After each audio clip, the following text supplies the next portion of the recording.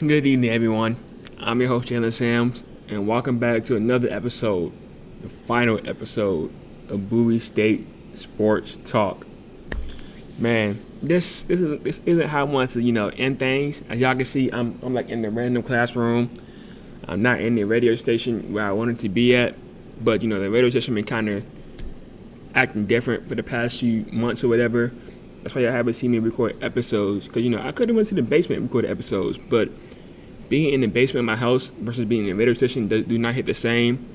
But it was only right for me to give Bowie State Sports Talk its proper ending instead of just leave it on like a random episode. So I'm in a random classroom right now. Who knows? Like throughout this whole episode, y'all might hear people walk into the door, see that I'm in here, and walk out, or hear people walk into the door saying, "Hey, we got a class in here in 5 minutes. I'm gonna have to get my stuff and dip." But like I said, it's only right to give Bowie State Sports Talk the final episode, its proper ending, if that makes sense. If I worded that correctly, I probably didn't, but y'all know what I meant. But with this being a fun episode, man, let's take a trip down memory lane. Like, what was my favorite moment of Bowie State Sports Talk? I would say I got two moments.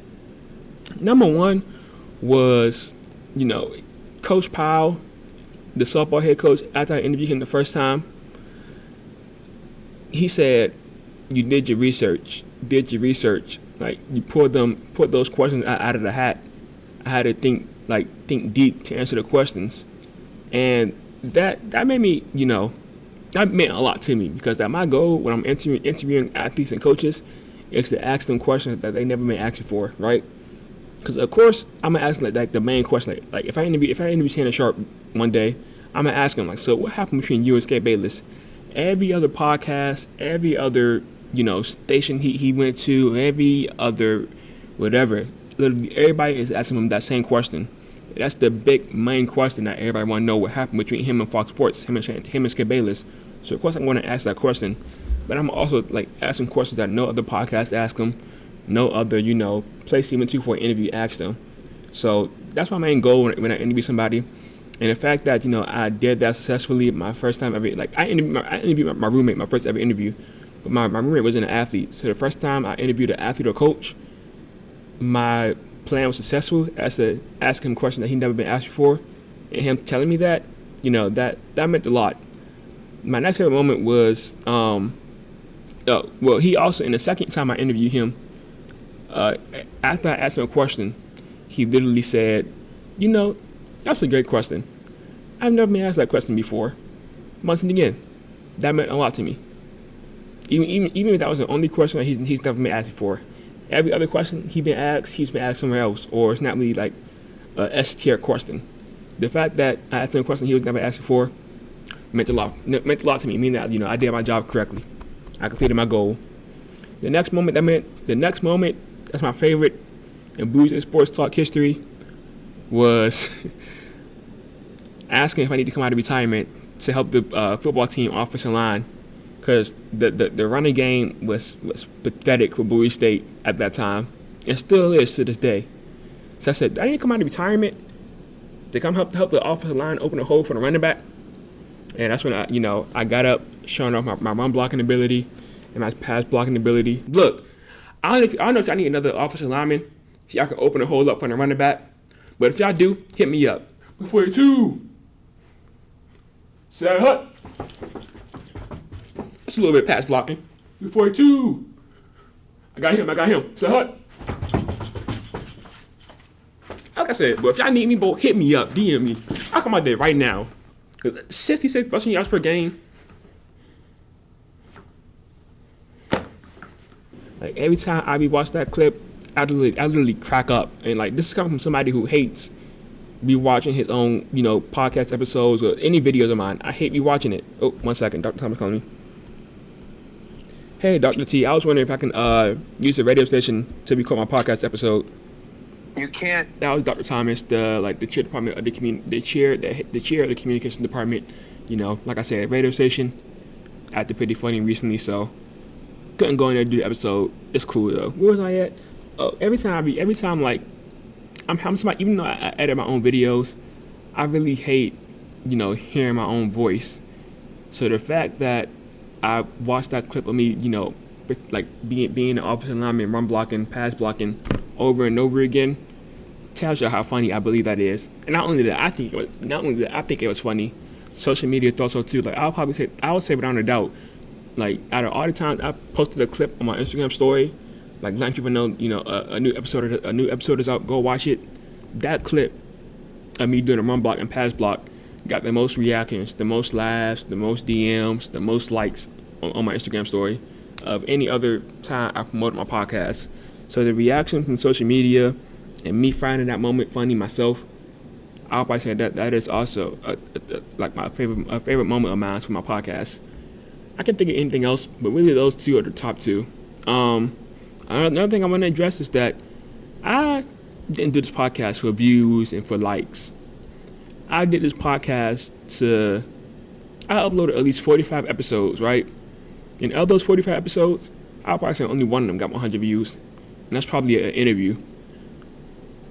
I did this podcast for experience. My goal with this podcast wasn't for it to take off and become popular like Through the Wire, like what's Shannon Sharp podcast name, Nightcap, like Club Shay Shay. That wasn't my goal with this podcast. It was my podcast. Goal with this podcast was to get experience. That way I can use my experience on a scissor reel, which I have done. I can use my experience on my resume, put that on my resume. I can, feel comfortable filling out a job application online, saying, hey, show us some clips, upload your website. I upload my scissor reel on my YouTube channel. And what's on there, my YouTube channel, my scissor reel? You got my podcast, you got me writing, you got me editing. All that came from pretty much from this podcast, except for writing, which I can tell that shortly. So my goal with this podcast was never for it to become the number one podcast in the world, to blow up overnight. My goal was just to get experience. Like if I ever become super successful, I'm going to play this clip. Like let's say I become super successful and now I'm at a school talking to kids, or at a college talking to college students that want to become what I became, a sports analyst, a sports anchor, editor, cameraman, whatever I become. I'm going to play this clip and let them know it's okay to post videos and get no views. Don't let that get to your head. Just post those videos for experience.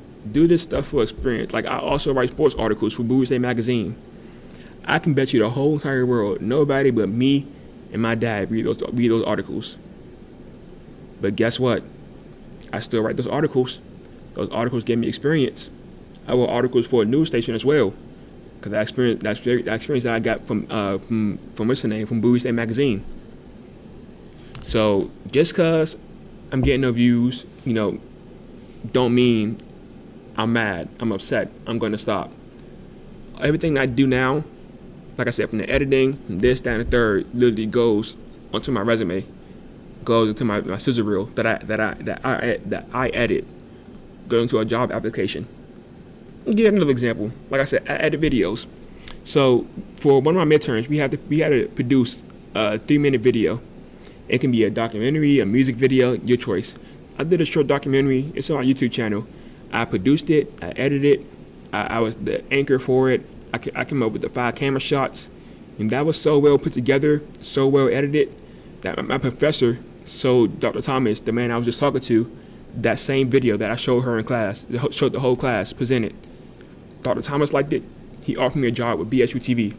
That video only got 34 views, but I was still offered a job at BSU TV because of that one video. That got 34 views, by the way. So, don't,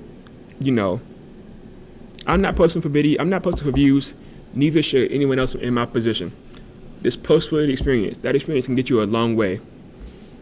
So not only did I get experience, in interviewing coaches and athletes, experience in writing articles, experience in editing, experience in talking about sports. Those experiences add up at the end. That will help me in my career. Hopefully what I said made sense. I know it's kind of all over the place, but to sum it all up, no, I did not do this podcast for views, for the hopes of getting money, for anything. I did this podcast for experience, and I think I did pretty well.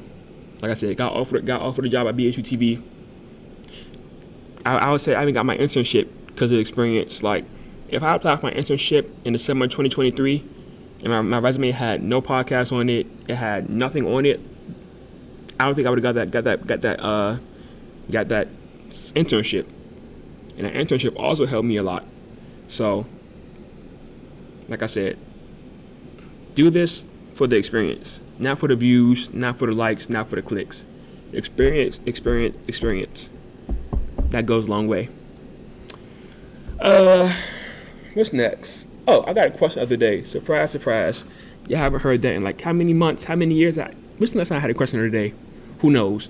But the question of the day is, if you had the opportunity to do anything with anyone, dead or alive, what would it be? What would you do? But who would it be, and what would you do with them? It can be, I'm going to go shoot a movie with Denzel Washington. I'm going to go on a shopping spree with Ariana Grande. I'm going to go take my auntie that passed away in 2008, take her out to eat one last time. It can be anything. What would you do and why? I'll tell y'all my answer in the after show, so stay tuned for that. And let me know your answer in the comment section. But some quick news about the basketball teams, men's and women's. You got a lot of players into the transfer portal. You got Mervyn Bush. He led the team in scoring this season. Kevin Coley. He was like one of the team's best 3-point shooter. Warren Muganda, second leader scorer of the team. And like, I don't know if I said this already or not, but a few episodes ago I mentioned I think I mentioned Elijah Davis being a senior, and this being his last season with the Bowie State Bulldogs, because he has another year of eligibility, but due to the JUCO rules, he has to enter the transfer portal, which he transferred to Morgan State. If you all want to know more about that, you all should go watch my interview with him, my last episode, literally on my channel. Click on my channel, go to the last video. It's my interview with Elijah Davis. But on the women's side, you got Bulia Odiong. She entered the transfer portal, the best defensive player on the Bowie State women's team. And that's just a few names to mention. Like almost half of the team, men's and women's team, entered the transfer portal. But I just named the top of the top guys and ladies. So there are like some things that might be going on behind the scenes. If you all want to know what's going on, I had the opportunity to interview Elijah Davis, like I said a few moments ago, and he talked about why people are entering the transfer portal. So y'all should go watch that interview. Now, I will say, just because you enter the transfer portal doesn't mean that you're going to transfer. The kicker for the football team here, Justin Zavala, the best kicker in the CIAA, he entered the transfer portal in May of 2024. But guess what? He was suited and booted up for Bowie State University when the season started in September or October of 2024. So, I don't know the story. I don't know if he, got deals from other schools, or if he got no scholarship, no deals from any other schools. But he entered the transfer portal in May of 2024, but he was still a Bulldog and played the whole season in September 2024. So just because you enter the portal don't mean you're going to transfer, but still, all these players entering the transfer portal is quite worrisome. But I talked about that with Elijah Davis. All right, let's get to bowling. The season is over now, but at the start of the season, the Bulldogs did start off strong. They went 12-0 in the CIAA event. I'll be in their Instagram lives watching, but like unfortunately, like it don't show who is going. Like I think their names are just A, B, C, D, E. Like it don't spell their names out. But if I had to guess, I think it was Tavera Johnson. She had like 226 in one of the games on Fridays. That was her. That was like the highest game of the whole weekend for any Bulldog. And that was against Virginia Union. Keep that team in mind. Virginia Union. Keep that team in mind. Hint, hint. On a semi-good note, the Bulldogs swept Virginia Union in this event. Like I said, keep that team in mind. Because prior to last season, the Broncos, which is called like Fiasco State, was the only team that gave the Bulldogs a hard time. But last year, out of nowhere, Virginia Union just appeared in the CIAA tournament. I mean, they beat the Bulldogs a few times in the regular season. That's when they eliminated them in the CIAA tournament. It's out of nowhere. But first, Virginia beat Bowie. This was last year. Yeah, but Virginia Union beat the Bowie. Bowie dropped to the losers bracket. But Bowie beat Livingstone. Then Virginia Union dropped to the losers bracket because they lost to the Broncos. In the losers bracket, Virginia Union beat Bowie State again to head to the championship and face the Broncos. They swept Bowie State 4-0. This was last season. Keep that in mind. Bowie dropped to the loser bracket. Virginia dropped to the loser bracket. Virginia beat Bowie. Go to the championship. Keep that in mind. Speaking of getting swept and losing, the Bulldogs, they went on to participate in the James Brown Invitational, which was against all non-CIAA teams, and they went 1-7. BSU athletic page, they posted on Instagram showing that the team went 1-7, and I commented, and I quote, "What happened to the team I knew and loved?" Because that we used to go above 500 against non-CIAA teams, right? And someone replied to me saying, those, as in the teams that the Bulldogs went 1-7 against that weekend, those teams were Division I schools that they went against. Do I need to remind you all that in the 2021-2022 season, the Bulldogs, a Division II school, by the way, they went against Coppin State, Morgan State, Jackson State, Norfolk State, I believe that's what they call it, and more schools, Division I schools, and they went 7-1. So miss me with they went 1-7 because they faced against Division I schools. The team I used to watch, knew and love in 2021-2022 went against Division I schools and went 7-1. And to make things worse, the person that replied to me was Olivia Watts. For those of you who might be asking, who's Olivia Watts? What makes that so worse? She was someone who was on the team when the Bulldogs went 7-1 against Division I schools in 2021-2022. She was a key player, a key piece to that team. So she should know what I'm talking about. Now to have her back to defend her, I see where she's coming from. She don't want to talk down on the team that she used to play for. But still, come on. You was there when y'all went 7-1 against Division I schools. You think it's okay to go now I'm going 1-7 against Division I schools because you're not on the team? Yeah, okay. But regardless, the Bulldogs they went back to playing CIAA teams in the next CIAA roundup, where they went 9-1, but their only loss coming to the Broncos. Shout out to Miss Johnson again. She had 235. She bowled her 235 in our loss against the Broncos. Speaking of Tavera Johnson, she's been a dog, these last two seasons. At the James Brown event when they went against Division I schools, she had an average of 185, with her score being 929. Her highest game was 234. Whenever they're competing, as in the bowling team, and they go live on Instagram, their games are only on the weekends. So I be at work, and I'm not really always able to pay close attention. But when I join the live, I don't see every bowl. I'm dealing with customers, making sandwiches, whatever. But when I'm able to watch, when I'm busy, I swear, it feels like I see Johnson bowler strike every single time I look down at my screen and she's up. Not to make this about me, but I feel like she would give me some good bump, right? I don't know, I was a few weeks ago when I bowled, my average, my first 5 games, her first 5 games was 190. Well, her average was it was 189, 187. So I feel like she would give me some good bump. I should reach out to her and bowl against her, but I don't know. Anywho, I remember last episode, even this episode, I said, Bowie State is losing a lot of great players in the sports world. Tavera Johnson is one of those, because honestly, I thought she was a sophomore, but I looked at her profile, I did some research. I didn't know she was a senior this year, because this is her second season here. But she transferred from Coppin State after her sophomore year. So unless she has another year of eligibility or whatever, she's out of here too. Another Bowie State, superstar, gone. But next, they played right down the street from here. They played in Crofton, but they went 12-0 in the next CIAA event. Janai, or is it Janae? I'm gonna say I think it's Janae or Janaya. I forgot to pronounce her name, but it's a name that I didn't mention at all this season. but she has also been killing it so far. Like in this tournament, she had the highest score of the weekend, 238, while Johnson, she had the highest average this season, 186. Only thing I want to mention from this event really is that they went 4-0 against Virginia Union. Keep that in mind. They swept Virginia Union in this tournament. Next up, directly after this tournament was so they swept Virginia Union in this it's not a tournament, but in this roundup. The next up after that roundup was the CIAA tournament. Will the Lady Bulldogs make it back to the CIAA championship for the first time since 2023? Will the Lady Bulldogs stop the Broncos from three-peating? Or will Virginia Union cause Bowie State some more trouble for the second season in a row?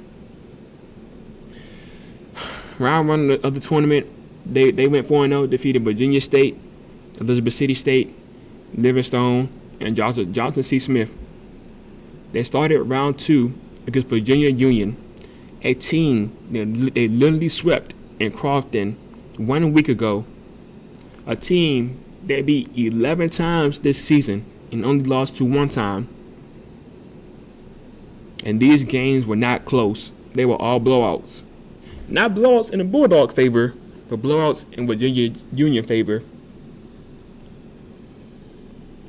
They got swept 4-0 by Virginia Union, lost to them for a second season in a row in the playoffs, and got dropped to the losers bracket. In the losers bracket, they beat Virginia State and Shaw University. But guess who they met once and again in the losers bracket? Did you say Virginia Union? Ding, ding, ding. You guessed it. You want to guess who Virginia Union lost to drop to the losers bracket? You said the Broncos. Ding, ding, ding. You guessed it. History is repeating itself. Earlier I told y'all in the 2024 playoffs tournament, Bowie State lost to Virginia Union, dropped to the losers bracket. Virginia Union lost to the Broncos, dropped to the losers bracket. Bowie State and Virginia Union face again, this time in the loser bracket. That was last year. Same thing happened again this year. And once and again, Virginia Union defeated Bowie State. They go on to face the Broncos in the championship. And I don't know if it was the oil pattern or what, but for the Lady Bulldogs, that was like throwing a curveball. Their ball was not really curving for real, so they was getting a lot of splits. But in the meantime, Virginia State was throwing curveballs. Virginia Union, my fault, was throwing curveballs, and they was getting strikes like almost every single time. Like I swear the Bulldogs got like 4 splits in a row. My Virginia Union got 4 strikes in a row, and they got more than 4 splits like the whole game, like whole tournament against Virginia Union. But it was like 4 times back to back where they got splits. Now, one of those splits, they did get picked up. It was a beautiful pickup. I forgot who picked it up. It was like a nice pickup. But why not adjust your game? If you keep on getting splits, why keep on throwing the same ball? I don't know. Toss the ball out further, but put less pressure on it. Throw the ball slower, release the ball earlier, but throw it faster. Literally, switch it up. That's what I do when I'm bowling. Now, granted, it might take me 2 games to kind of switch up the pattern or finally catch on to the oil pattern or how the lane is looking. But still, switch it up, please. But like I said, Virginia Union swept the Bulldogs in the losers bracket and advanced to the championship round to face the Broncos. But the Broncos defeated Virginia Union and became the 3-peat champions. Shout out to them. But more importantly, shout out to Vera Johnson as she made the all-tournament team. Congrats to her. But I'm disappointed in this team. 2 seasons in a row, you finished 3rd place, losing to Virginia Union, a lowest seed than you both times. This was 2 upset losses or 2 upset victories for Virginia Union this season and last season. Michael Jordan fans, cover your ear, because I know y'all hate saying this, but I'd rather Bowie State lose in the championship than lose before they reach the championship. Don't get me wrong. I will still be disappointed, even if they lose in the championship. But I'd rather them lose in a championship than lose in a round earlier than a championship. On the softball, speaking of championship, I don't have much to say about this team, honestly. It's the same old every year. They do bad against non-CIAA teams, non-conference teams. Then they do good against conference teams. They finished the regular season as the regular season championship. Coach Powell, he earned his 100th win of his career so far this season. They finished 15-0 against the CIAA, but 10-0 against divisional opponents, people who also in the Northern Division alongside with them. I'm recording this episode on April 30th. The CIAA tournament begins on May 1st. I'm pretty sure it's going to be the same way as the previous years. They're going to ease through the CIAA tournament, win the CIAA championship, becoming the first team to win the CIAA championship 3 times back-to-back, at least a softball team, should I say, since 2008, 2009, and 2007, when the Bulldogs did it. But after they repeat, they're going to go to the NCAA playoffs. In the NCAA playoffs, they're going to lose to non-conference teams. Like always, happened in 2023, happened in 2024. Won a championship, went to the NCAA playoffs, and got swept. It's going to happen again this year. Like I said, early congrats on winning the championship and becoming the first team to three-peat since the Bulldogs did it back in the late 2000s. But really, nothing more to say. Hopefully in the future they start winning some games in NCAA. But eventually, they got to get tired of just winning the CIAA championship and not winning any games in NCAA. I'm tired of it. But like I said, early congrats, salute, woot woot. Okay. So I always ask my guests, if you can bring anyone on for an interview, who would it be? And I got that question from podcast All the Smoke. Shout out to them. But for the previous years, I often flip that question and ask myself, if I could bring anyone on for an interview, dead or alive, who would it be? So that's why I asked the question the other day. I didn't ask y'all on for an interview. I said y'all can do anything with that person, because y'all don't got a podcast, y'all don't care about interviews. But for the longest of time that I've asked myself that question, every single time that I ask myself that question, even though I consider this artist very overrated, I don't think his music is as good as people make it seem, my answer was always Michael Jackson. I'm not a big fan of his music, but there's really no denying his popularity. So that's it. If I interview Michael Jackson, I'm gonna get the most views ever. My money gonna be good. I'm gonna be feeling cocky. Like I said, before the injury happened, I'm gonna reach out to companies hey, invest in me, sponsor me, yada yada yada. I'm gonna reach out to ESPN. Hey, can I use our studio to do an interview coming up?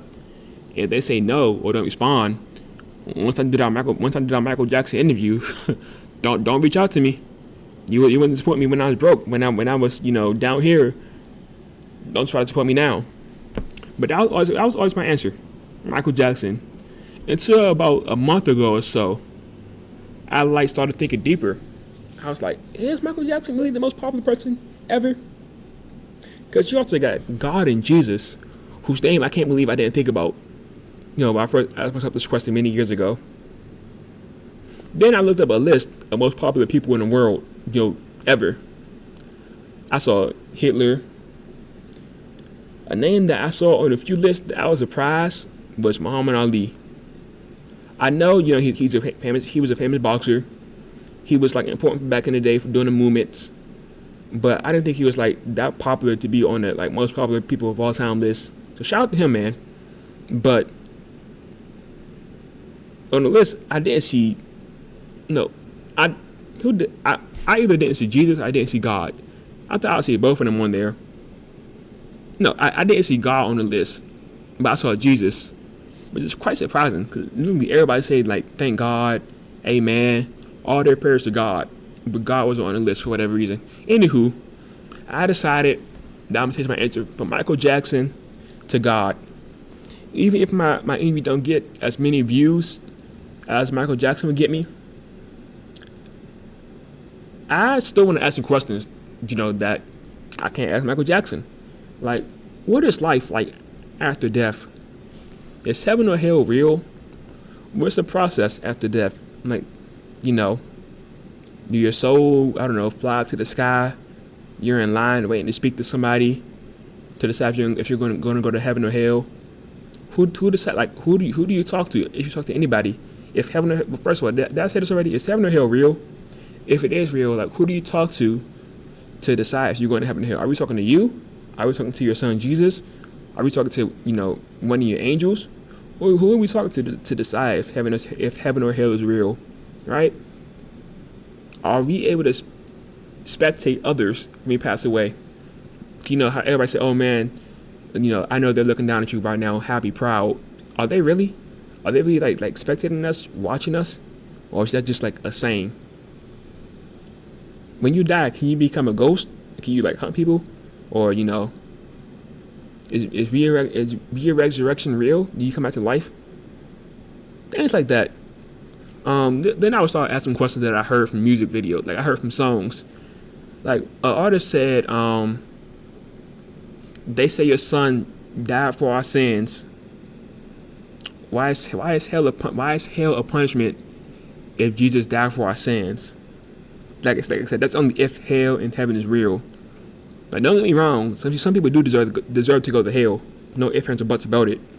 But if Jesus died for our sins, why is hell a punishment if Jesus died for those sins that people committed while being alive?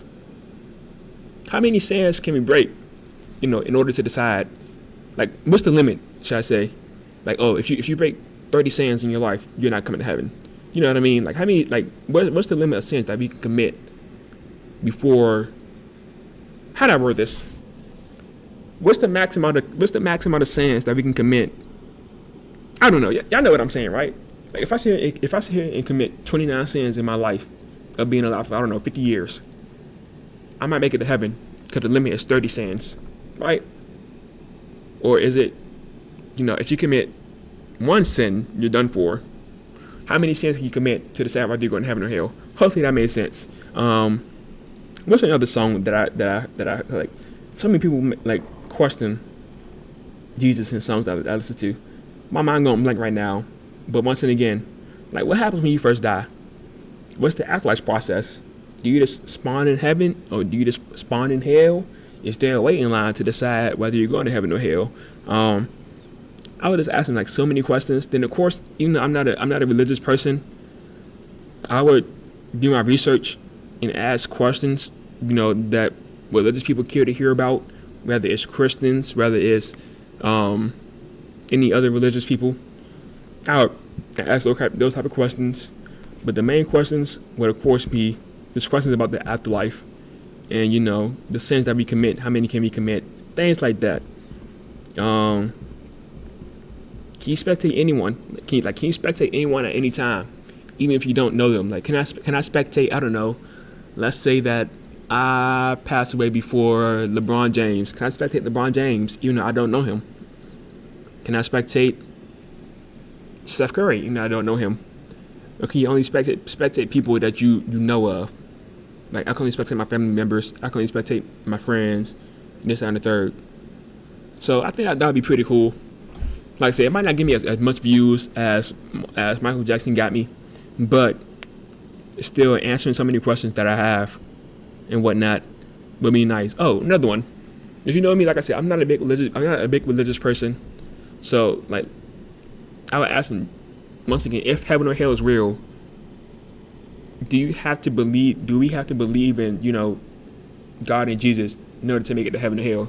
Like, if someone sat down here on planet Earth for their 70 years of living, saying that God and Jesus is not real, but in their 70 years of living, they wasn't a bad person, they didn't commit many sins, would they make it to heaven? Or are they going to hell for not believing in you and God, or believing in you and Jesus? Like, that's the main reason about I kind of believe in God and Jesus. I don't want to be down here saying they're not real. Then I pass away, and they in fact are real. And they didn't like me saying they're not real. They think it disrespectful. So now I'm down there in hell with Hitler. I'll be pissed. So I would ask them, like, hey, can you still make it to heaven, even though I didn't believe you, or someone else didn't believe you, whatever. Other than that, yeah. That's all the questions really off the top of my head. Like I said, I would do more research on him, like about the whole Adam and Eve situation, about Moses splitting the water or whatever. Ask more questions that I know people want to hear. But those are just the questions that I would ask him first. That's the questions that I want to know the answer to. That's really it for this episode.